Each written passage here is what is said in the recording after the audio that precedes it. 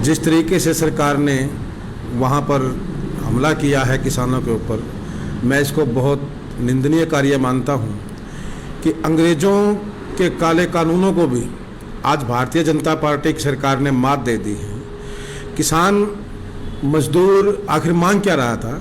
वो अपनी कुछ मांगों के लिए, और वो भी उन मांगों के लिए जो सरकार, केंद्र सरकार, हरियाणा सरकार उन पर जबरन थोपने की कोशिश कर रही है, किसानों को ख़त्म करने की कोशिश कर रही है। उन 3 अध्यादेशों के खिलाफ आज किसान अपना प्रदर्शन कर रहे थे और शांतिपूर्ण प्रदर्शन था। मगर 2 दिन पहले ही हरियाणा की सरकार ने जो है एक नियम बना लिया, नीयत बना ली कि किसानों को इकट्ठा होने नहीं देना है। और मामला क्या बताया गया कि कोरोना काल है, कोरोना के नाम पर इस आंदोलन को कुचलने के लिए सरकार ने नीति बनाई। मैं यहाँ पर ये कहना चाहता हूँ कि सरकार आखिर किस हिसाब से कार्य कर रही है। एक तरफ तो हरियाणा सरकार शाहबाद के अंदर किसान गोष्ठी करती है, जहाँ पर सरकार के नुमाइंदे शामिल होते हैं और वहाँ पर हज़ारों किसान शामिल होते हैं। इसामालाबाद में जो सरकार के मंत्री हैं वो किसान गोष्ठी करते हैं, बड़ौदा के अंदर रैलियाँ करते हैं, बिहार चुनाव को लेकर के नरेंद्र मोदी खुद हज़ारों लोगों की रैलियाँ करते हैं। वहाँ कोरोना फैलता नहीं है। तो मेरा ये भी पूछना है सरकार से, क्या कोरोना का कोई गुप्त समझौता भारतीय जनता पार्टी के साथ है क्या कि वो कोई काम करेंगे, कोई रैली करेंगे, कोई प्रदर्शन करेंगे तो उनको कोरोना कुछ नहीं कहेगा, और इस देश का किसान, इस देश का मजदूर, इस देश का गरीब व्यक्ति अगर कोई प्रदर्शन करता है अपनी मांगों को लेकर के, कोई धरना देता है अपनी मांगों को लेकर के, उनसे कोरोना फैलने का खतरा है।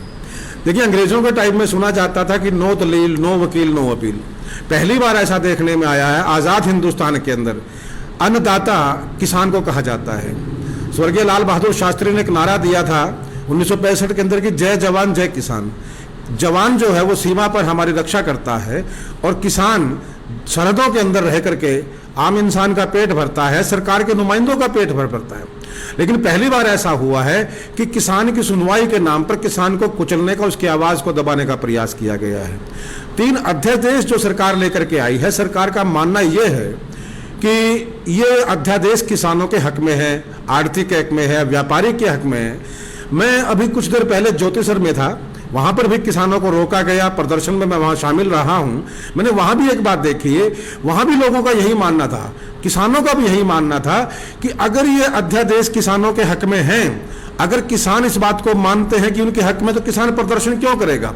जाहिर तौर पर यह है कि या तो सरकार इस बात को समझाने में असफल रही है या वाकई में ये अध्यादेश किसान विरोधी हैं। जितना मैंने अध्यादेशों को पढ़ा है, जाना है, किसानों से बात की है, ये तीनों अध्यादेश, क्योंकि मैं खुद एक किसान का बेटा हूं, खुद जमींदार परिवार से आता हूं, तीनों ही अध्यादेश जमींदार को, किसान को बर्बाद करने वाला है और तबाह करने वाला है। जहां तक खुली मंडियों की बात है, ये पहले भी चलता रहा है। अब हरियाणा का गन्ना क्या पंजाब में जाता नहीं है?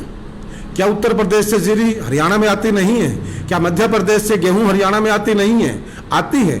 लेकिन जिस तरीके से जो पॉलिसी इस वक्त केंद्र की सरकार और हरियाणा की सरकार अपना रही है, वो निश्चित तौर पर किसानों को बर्बाद करने के लिए है। एक क्लॉज उसके अंदर आता है कि अगर किसान मंडी में, व्यापारी मंडी में जाकर के फसल खरीदता है तो उसके ऊपर उसको टैक्स देना पड़ेगा, और अगर मंडी से बाहर वही फसल खरीदता है तो उसे टैक्स नहीं देना पड़ेगा। सवाल इस बात का उठता है कि जिस व्यक्ति को बाहर खरीदने में ज़्यादा फायदा होगा वो मंडी में खरीदेगा क्यों? तो किसान की फसल के दाम की गारंटी कौन देगा? ये जो सरकार है भारतीय जनता पार्टी की, निरंकुश होकर के कार्य कर रही है। अभिमान के घोड़े पर सवाल है, अभिमान की चादर ओढ़े हुए है। और किसान, पहले देखिए क्या किया, आढ़ती और किसान को लड़वाने का प्रयास किया गया।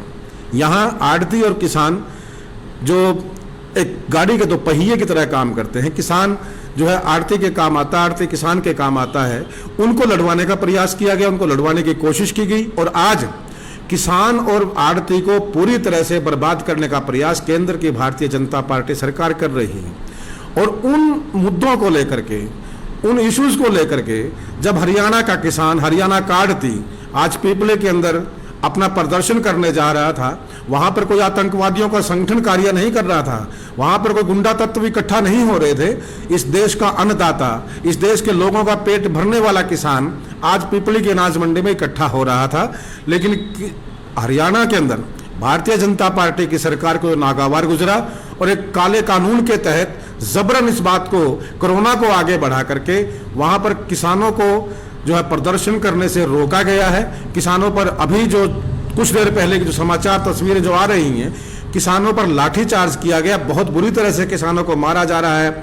मैं कांग्रेस पार्टी की तरफ से, कांग्रेस के साथियों की तरफ से इस घटनाक्रम की पुरजोर निंदा करता हूं और मांग करता हूं इस देश के राष्ट्रपति से। वैसे तो आजकल जो है राष्ट्रपति का कुछ कार्य रहा नहीं है, नरेंद्र मोदी ने छोड़ा नहीं है, लेकिन अगर केंद्र की सरकार में कहीं जमीर जिंदा है, इस देश के अधिकारियों में जमीर जिंदा है, तो हरियाणा की सरकार को किसानों के ऊपर लाठीचार्ज करने के एवज में तुरंत प्रभाव से बर्खास्त कर देना चाहिए कि जो सरकार इस देश के अन्नदाता पर लाठीचार्ज करती है, इस देश के अन्नदाता को बर्बाद करना चाहती है, इस देश के अन्नदाता को तबाही का षड्यंत्र करती है, ऐसी सरकार को सत्ता में बने रहने का कोई नैतिक अधिकार नहीं रहता है। इस सरकार को तुरंत बर्खास्त होना चाहिए।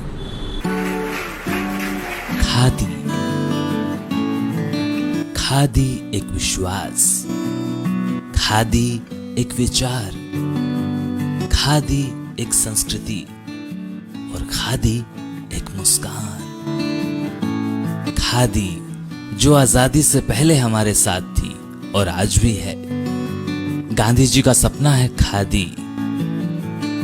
प्रधानमंत्री मोदी जी के आत्मनिर्भर भारत का विशेष हिस्सा है खादी। तो आइए इसी सपने को साकार करने के लिए हम भी अपनाएं खादी, हमारी स्वदेशी खादी,